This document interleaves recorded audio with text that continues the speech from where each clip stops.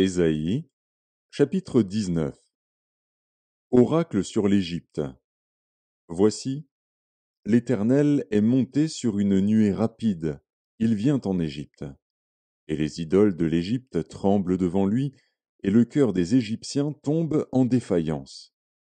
J'armerai l'Égyptien contre l'Égyptien, et l'on se battra frère contre frère, ami contre ami, ville contre ville, royaume contre royaume. L'esprit de l'Égypte disparaîtra du milieu d'elle, et j'anéantirai son conseil. On consultera les idoles et les enchanteurs, ceux qui évoquent les morts et ceux qui prédisent l'avenir. Et je livrerai l'Égypte entre les mains d'un maître sévère. Un roi cruel dominera sur eux, dit le Seigneur, l'Éternel des armées. Les eaux de la mer tariront, le fleuve deviendra sec et aride. Les rivières seront infectes, les canaux de l'Égypte seront bas et desséchés, les joncs et les roseaux se flétriront. Ce ne sera que nudité le long du fleuve, à l'embouchure du fleuve. Tout ce qui aura été semé près du fleuve se desséchera, se réduira en poussière et périra. Les pêcheurs gémiront, tous ceux qui jettent l'hameçon dans le fleuve se lamenteront, et ceux qui étendent des filets sur les eaux seront désolés.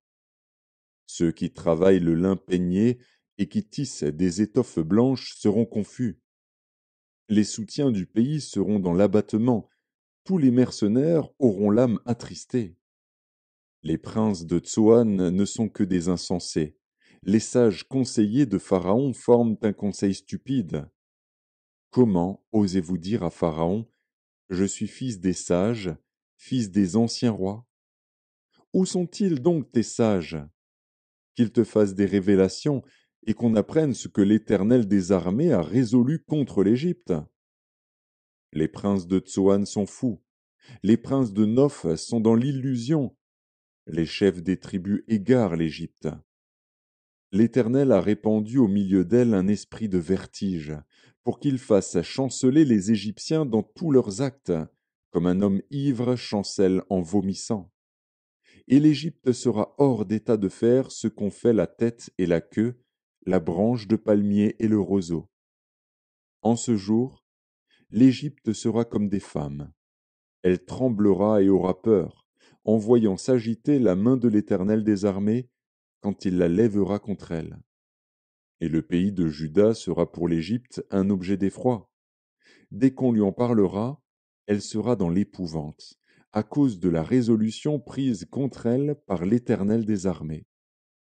En ce temps-là, il y aura 5 villes au pays d'Égypte qui parleront la langue de Canaan et qui jureront par l'Éternel des armées. L'une d'elles sera appelée ville de la destruction. En ce même temps, il y aura un autel à l'Éternel au milieu du pays d'Égypte, et sur la frontière un monument à l'Éternel. Ce sera pour l'Éternel des armées un signe et un témoignage dans le pays d'Égypte. Ils crieront à l'Éternel à cause des oppresseurs, et il leur enverra un sauveur et un défenseur pour les délivrer. Et l'Éternel sera connu des Égyptiens, et les Égyptiens connaîtront l'Éternel en ce jour-là. Ils feront des sacrifices et des offrandes, ils feront des vœux à l'Éternel et les accompliront. Ainsi l'Éternel frappera les Égyptiens, il les frappera, mais il les guérira. Et ils se convertiront à l'Éternel, qui les exaucera et les guérira. En ce même temps, il y aura une route d'Égypte en Assyrie.